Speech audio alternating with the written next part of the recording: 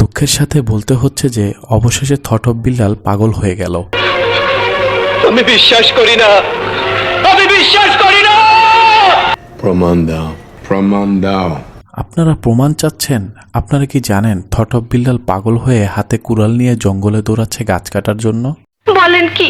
আবার কখনো গাছ কাটতে ভালো না লাগলে হাতে কুড়াল নিয়ে দৌড়াচ্ছে মানুষের উপর আক্রমণ করার জন্য।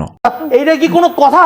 যখন থটপ বিল্লালের মাথা কিছুটা স্বাভাবিক হয় তখন সে রাজমিস্ত্রির কাজ শুরু করে, কিন্তু আবার পাগলামি মাথায় উঠে গেলে সে যেখানে রাজমিস্ত্রির কাজ করে সেখানে মাথায় সাইকেল নিয়ে যায় এবং জায়গা মাপার মেশিন দিয়ে তার নিজের উচ্চতা মেপে নেয়।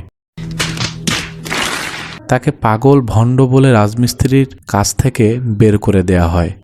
আরে এবং তারপর সে জঙ্গলে গিয়ে দয়াল বাবা সাজে এবং পাগলের মতো ঘন্টা বাজায়। সেই মুহূর্তে পরিচিত মানুষ দেখে নেয়, এমনভাবে দৌড় দেয় লুঙ্গি প্রায় খুলে যাওয়ার অবস্থা। তারপর সে ভালো হওয়ার বেশ ধরে এবং হাতে আগুন নিয়ে ও ছোট ভাইয়ের জমানো ব্যাংকের টাকা নিয়ে অন্ধকার রাতে মসজিদের সামনে বসে ব্যাংকটা ভেঙে এবং টাকাগুলো দান বক্সে ঢুকাতে থাকে। তোর মাথা নষ্ট। এখন বলুন, থটপ বিল্লাল যে পাগল হয়ে গেছে অথবা পাগল হয়ে যাচ্ছে, কথাটা কি আমি ভুল বলেছি? সঠিক বলেছেন, আপনার বুদ্ধি ভালো। এখন আপনাদের মনে প্রশ্ন আসতে পারে এত কিছু কিসের জন্য?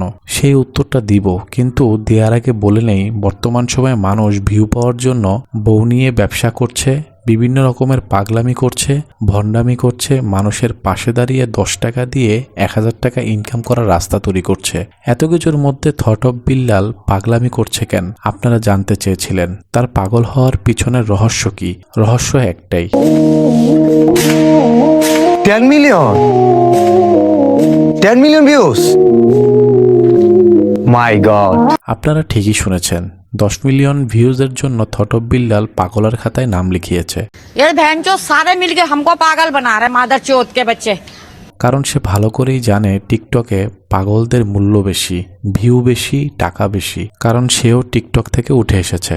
আমরা যেমন ফরমালিনযুক্ত খাবার খেতে খেতে অভ্যস্ত হয়ে গেছি, তেমন অখাদ্য মানুষগুলোকে সম্মানের চূড়ায় বসিয়ে তাদের পাগলামি দেখছি। তাদের পিছনে গরু ছাগলের মতো ভালো মন্দ যাচাই না করে তাদেরকে সাপোর্ট করে যাচ্ছি। মাঝে মাঝে মন চায় বর্তমান সমাজ থেকে কোনো একটা রাস্তা যদি থাকতো তাহলে মঙ্গল গ্রহে চলে যেতাম।